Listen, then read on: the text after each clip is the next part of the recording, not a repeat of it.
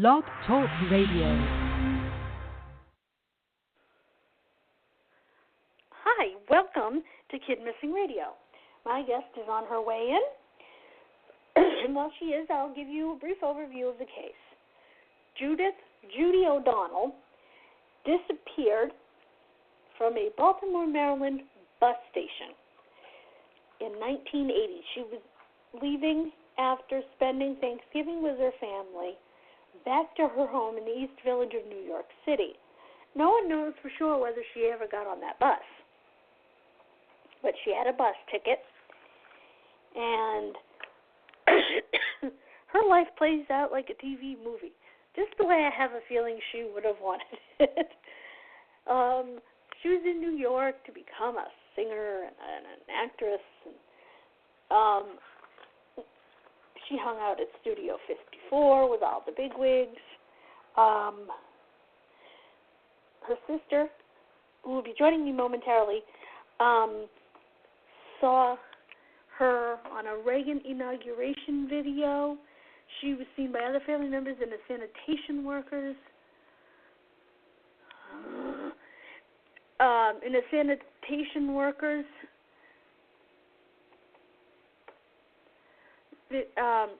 Strike video. I don't know much about that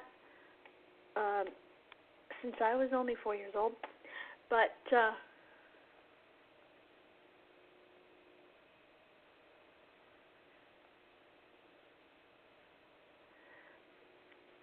so I really don't know much about that except to say that I guess it was a very important event in New York City at the time, the sanitation workers' strike. Excuse me. She also was known to be a call girl, both on the streets and high-priced. That may have been why she was at this inauguration party. One has to wonder, did someone traffic her? Is she running and hiding from someone? Was she killed? There's so many questions as to what could have possibly happened to her.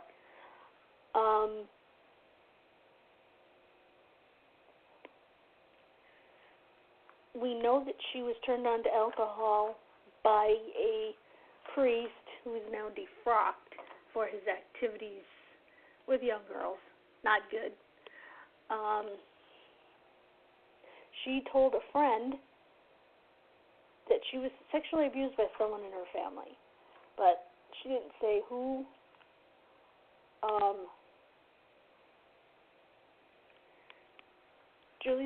Judy's mom and dad, I guess didn't initially report her missing in Maryland. She was reported later in New York because it's not clear whether she made it back, although there were those videos which were in 1981, and she went missing November 30th, 1980.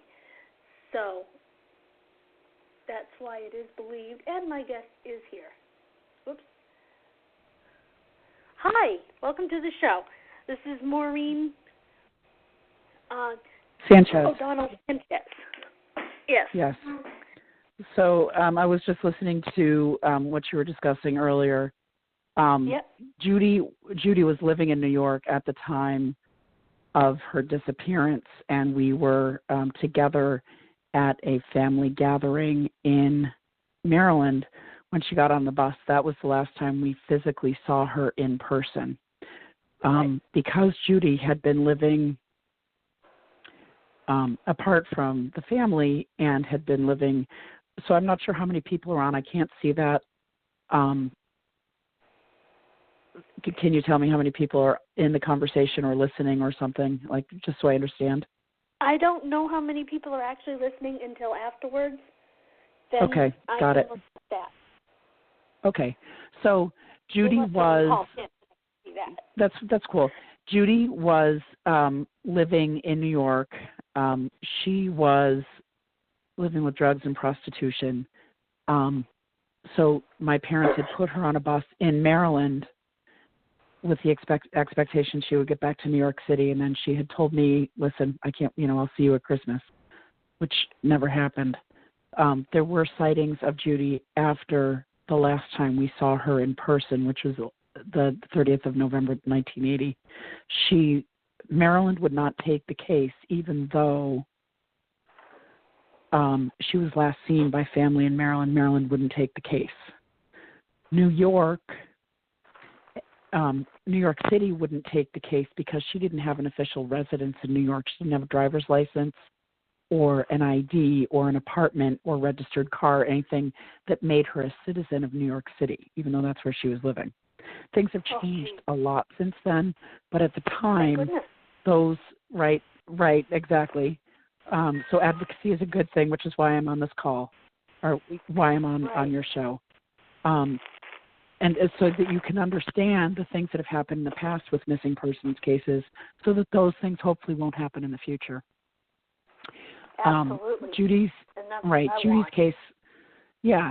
case was, excuse me, I have a rotten cold. I've just been at a funeral today and a wake yesterday. I'm not feeling swell. Okay. Judy, when Judy was finally reported missing, the case was bungled by the local sheriff's department and then had to be all re-entered by the New York State VICAP out of Albany. Oh, that's why I was sensitive on the poster. I wanted to make sure that the right information was on the poster, including her NamUs number. And I'll say this, I'll like be very deliberate, so if people go back and listen to the program, they can hear it. So the agency handling Judy's. I planned on staying on the show so people know. And the phone number I put on the poster, by the way, if you go to the New York State Police website, but I want to give you the right information so you have it. Because the agency and her NamUs number are very important pieces of information. Absolutely. And if you were just to call the telephone number listed, but you didn't have the name or the NamUs number, you wouldn't necessarily be able to get in touch with the right person even. But her NamUs ID is 8051. That's 8051. And that's nameus.org and identifyus.org. And Find the Missing doesn't use that. Right. And the agency, again, is the New York State Police VI CAP, C-A-P unit. It's the Violent Crimes Barracks out of Albany. The caseworker who had been working on her case for about 15 years retired 2 years ago, so there's two new guys that are working on her case. But it's a cold case. They haven't worked any new leads in probably 5 years. They do have my mother's DNA, and they do have my father's DNA. They do have my DNA sample as well. I don't know if my other siblings have given their DNA samples. So I did notice in researching that there were several does tested. There are several what's tested? Yes, does, many. There have been many. If you look through the National Registry of Unidentified Persons and Remains, Judy has been tested against probably 250, and part of the NamUs program, the University of North Texas. I'll back up and say September 11th was horrible. I was actually the funeral and wake I was at.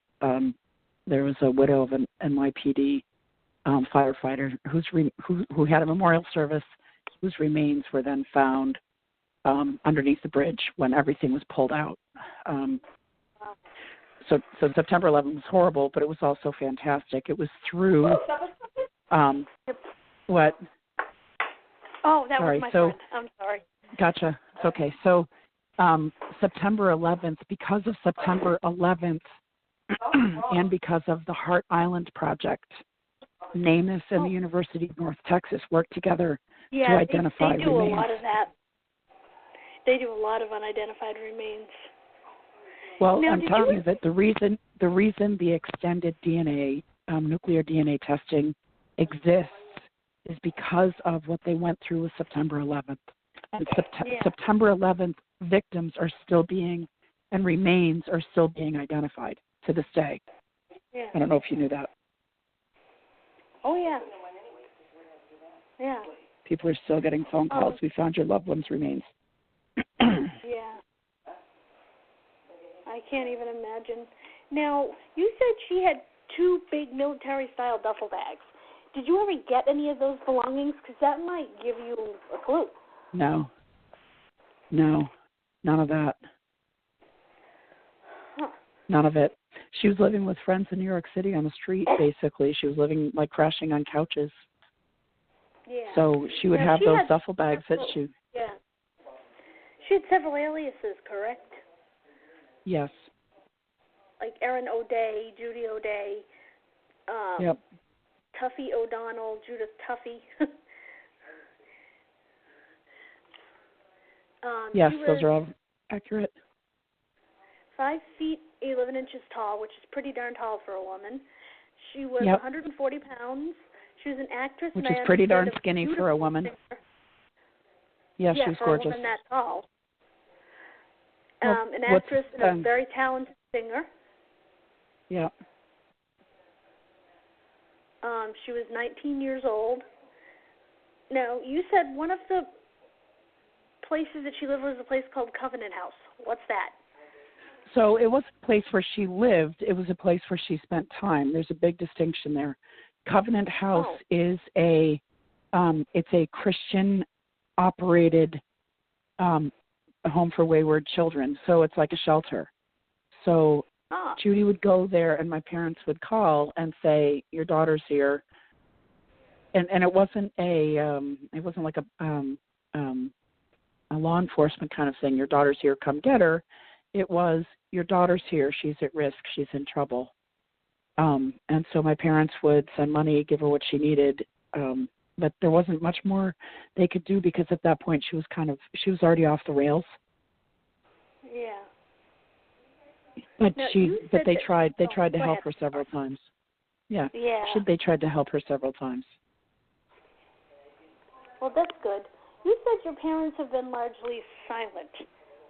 I'm wondering if part of that is my own experience, which is that the old Irishmen didn't talk. And I'm wondering if that was part of it. I don't think it has anything to do with nationality or national origin as much as it was, I don't know how old you are, what your background is, but at that time... I'm almost 44. You're almost 44? Yeah, I know that my grandparents, my great-grandparents, they didn't talk. Okay, so right, so the traditional roles of homemaker and provider were definitely adhered to by my family, and it was more keeping issues private. So it was a different time. Exactly. So at that time when girls got pregnant, for example, they would get it was called a semester abroad. It didn't mean they actually went to Europe. They may have gone to a nearby town, but if you were found in that condition, you were sent somewhere to have your baby. Yep. So it was it was a different time. And my dad, who is still living, is a retired college professor. So respected profession. And my mother, rest her soul, was a registered nurse. So they were respected in the community.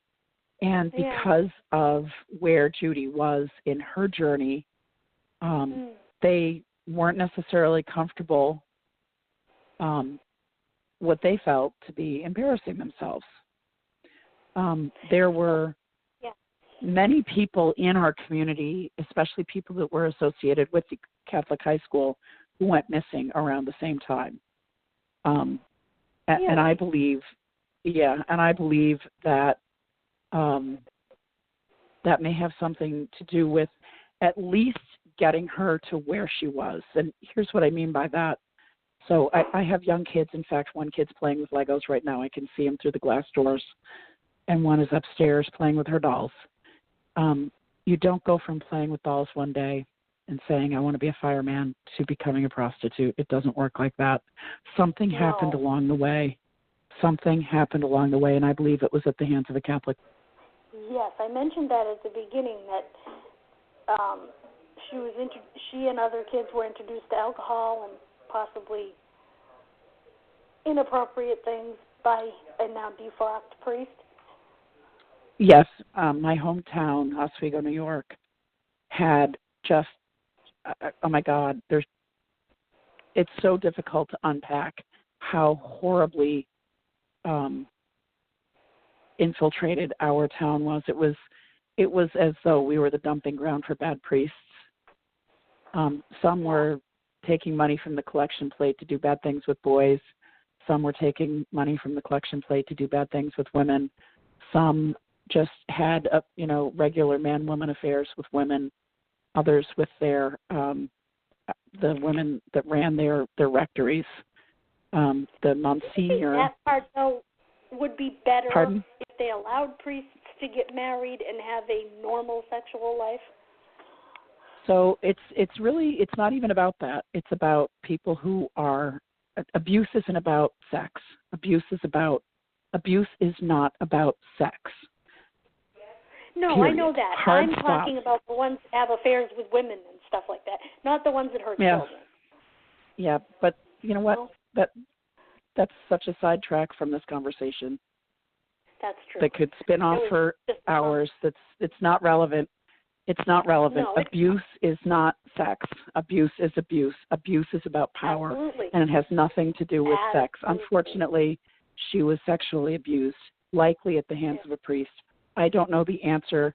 I'm working on getting the answer, and I may never get it because they have been, once they were defrocked, they have not been forthcoming, particularly since I don't have a person who can produce evidence, namely my sister. Yes, that happened.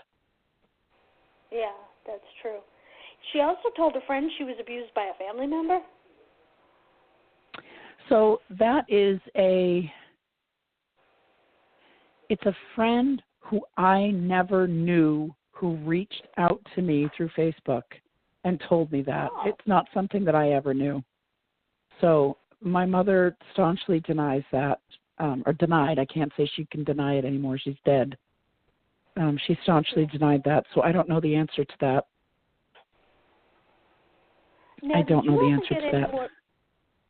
Did you ever get any more pictures of Studio 54? I know that she was known to hang out there, and of course, I don't know what you found out about Andy Warhol and the guy that was writing the book. I know you were trying to find out if there was any connection. Yeah, I really wish you would have given me a briefing because I could have prepared much better with lots of details. I'm sorry. So that's all right, but it's hard. It's hard because this is it's a 37-year disappearance, and I'm not getting any younger, so those kind of details are really difficult to come up with on the fly. So you went in two completely different places there. So the guy that wrote so I'm friends with Meryl Meiser, who's one of the lead photographers at Studio 54. She was not able to produce anything for me that she took of Judy. She took mostly pictures of famous people, so she's got a incredibly deep catalog of all the people that were there. The guy who wrote the book had no recollection. The challenge with this is, so for me, as her sister, I have strong memories of the last moments, the last days, the last whatever.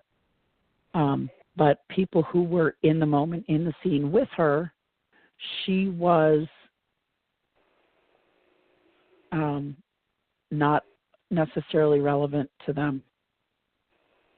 So if I was able to get in touch with some of the people that, so even if they had taken pictures of her or written about her or something else, I'm not saying that her life was irrelevant or that she was invisible, but more that even if they could remember the famous people they took pictures of, they're certainly not going to remember the people in the gallery.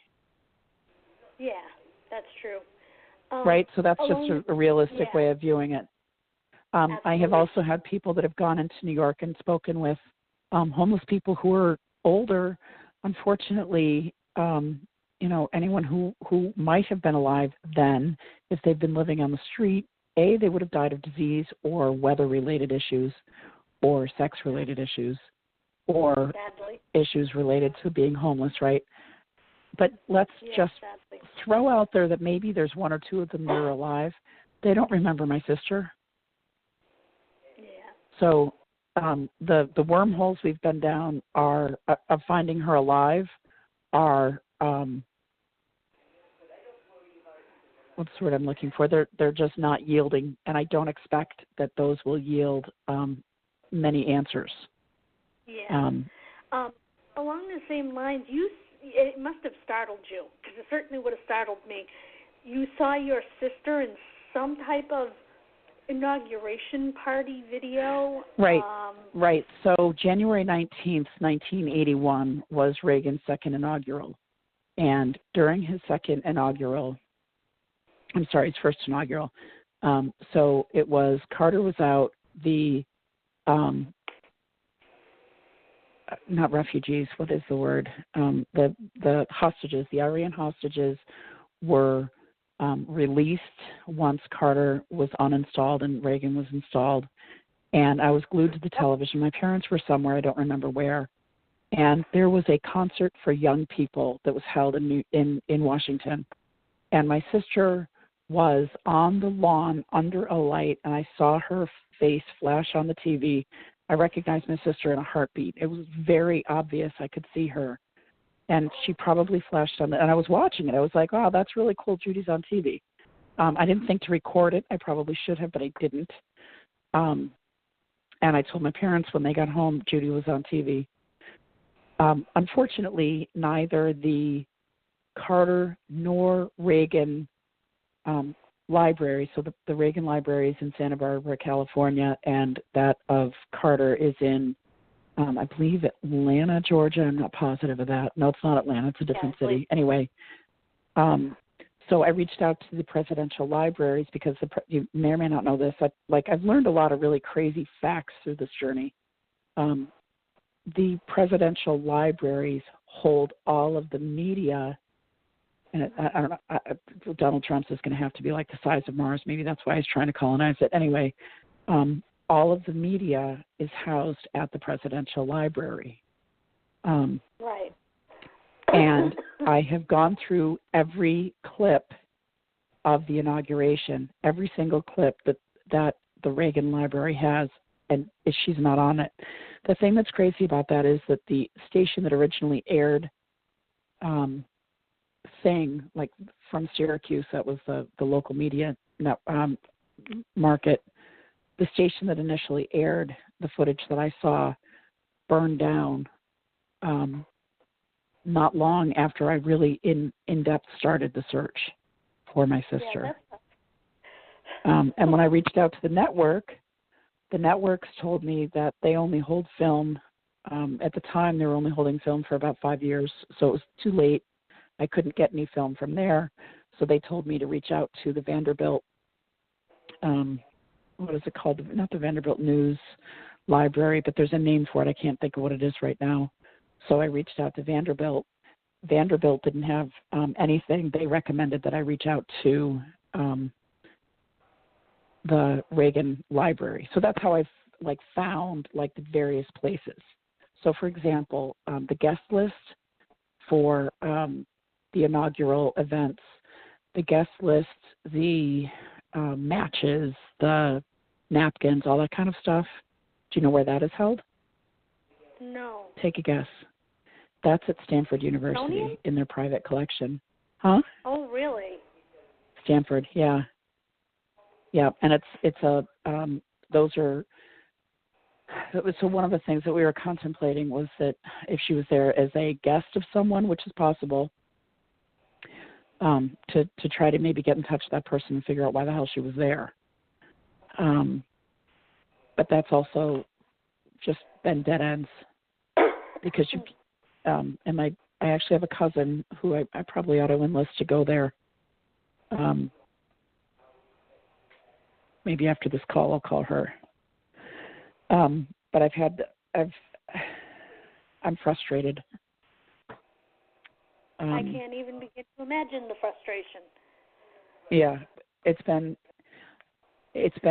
a long time. I really wasn't capable of doing this search in earnest until after September 11th. September 11th was a really hard day for a lot of people. I lived in New York City at the time, and seeing the missing, have you seen this person sign pretty much plastered, and all the signs obviously said since September 11th. Seeing all of those signs around New York City just crumbled me to the core. So because I'd been... Yeah, so I've been holding all this stuff in up until that point, drinking a lot and whatever, doing anything I could do to avoid thinking about my sister. Not really avoid thinking about her, but avoid talking about it, avoid resolving it. I'd had lots of conversations with my siblings, my parents. We'd always pray for her, but praying, like praying for school shootings to end, really amounts to a hill of beans of nothing in terms of getting anything done. Absolutely. Yeah.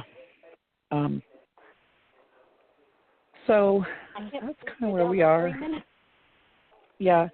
So the Jane Doe, the Midtown Doe, I was hopeful that might have been her. It wasn't. She was ruled out finally, and it took them, I think it was 2.5 years to finally give me. It was longer than that. It was like 5 years. I waited on the DNA comparison. The trouble with DNA comparison, for anyone who's listening to this, the trouble with DNA comparison on TV, it's like they put it into the computer and 5 minutes later, or after the commercial break, you find out, oh gee, it's not the person. But the reality is that while the University of North Texas is fantastic at what they do, if there's a storm in the south and bodies accidentally become exhumed, they actually take precedence. Dead bodies whose families have already mourned them take precedence over missing people in terms of identification at the University of North Texas. I'm not sure if you knew that. No, I didn't. Yeah. I actually had great-great-grandfather that body washed up in a flood, and they had to out of the cemetery, and they had to reinter him, and nobody's sure. They know the general area, but back then, nobody's sure where he is exactly. Right. So. But, you kind of knew it was sacred ground. You could go, you could say hello, you could say your prayers, you could lay some flowers somewhere. But, yeah, so the University of North Texas is fantastic, but it's not I wish there was more funding so there could be more universities of North Texas. The Heart Island Project, are you familiar with the Heart Island Project? No. So the Heart Island Project... Long Island serial killer? No, not at all. Long Island serial killer is something totally different. That's Gilgo Beach. No, Heart Island is off the coast of New York. It's in the East River, I believe. And it used to be a penal colony, and it was changed to. So they were burying people there in catacombs. So they're burying people several bodies deep, right? So there's over I want to say 1.5 million people buried there. It was a penal colony right, way back. That's right. Yes. So prisoners were used to dig the graves and bury people who. So for example. Babies that were born stillborn, not always parents' permission, were buried at Heart Island. People that didn't have identification were buried at Heart Island. Indigent people that couldn't afford a burial were buried at Heart Island. And the Heart Island Project, which is run by Melinda Hunt, it's Melinda, Melinda Hunt, H like Harry, UNT. She has been working on the identification of the people buried at Heart Island. I hope that Judy's there. And challenges they've had are. Did they do that? I don't know that right now. Period? I don't have, like I said, if I had known we would go into this topic, I would have dug up the information, right? Yeah, but you can find the Heart Island Project easily online. When Hurricane Sandy, H like Harry, A like Apple, R like Richard, T like Tom. It's the Heart Island Project. When Hurricane Sandy came through, it devastated many of the records. So even records that had been there before, that dated way back, they were lost, and if not lost to the flooding, to molding. Yeah. So there's been a lot of work that's gone into trying to recreate lots of records and save things. Yeah. Anyway. I can only imagine the frustration of that. Yeah. So I mean, I've been down innumerable mole hills and wormholes trying to find Judy. I can't even and imagine. Maryland just won't even acknowledge. Yeah. We're out of time?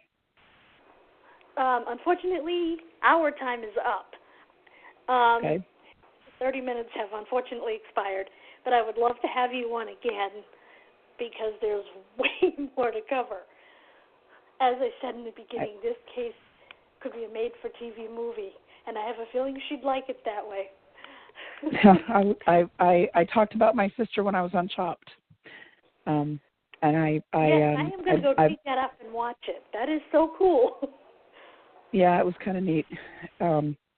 So cool. Well, I appreciate the opportunity. Will you send me the link? Absolutely. Okay. All right. Well, thank you very much. If you would like to join the conversation with us, you can join Judy's group. It's more or less a diary of what I've done, and that is facebook.com/groups/looking for Judy. Still looking for Judy. Yeah. Not still looking. No. Please let me say it again, okay? So it's facebook.com/groups/looking for Judy. That's the actual address for the group. Okay. Yeah. The name of the group is different, but the actual link is right, facebook.com/groups/looking for Judy. So I appreciate the opportunity, and I hope you have a wonderful day. Hopefully you can come on again, because I literally have like 4 more pages of notes. That's funny. So, I feel like I've just talked through the entire half hour. Yeah. We went through this half hour in about 30 seconds, it felt like. Thank you so much for joining me. Thank you, everyone, for listening, and God bless. Have a wonderful evening and weekend. You're very welcome. Happy St. Patrick's Day. All right. Yes, thanks. Happy St. Patrick's Day. From one Irishman to another. That's right. All right. Yep. Bye-bye. All right. Thank you. Bye, everyone.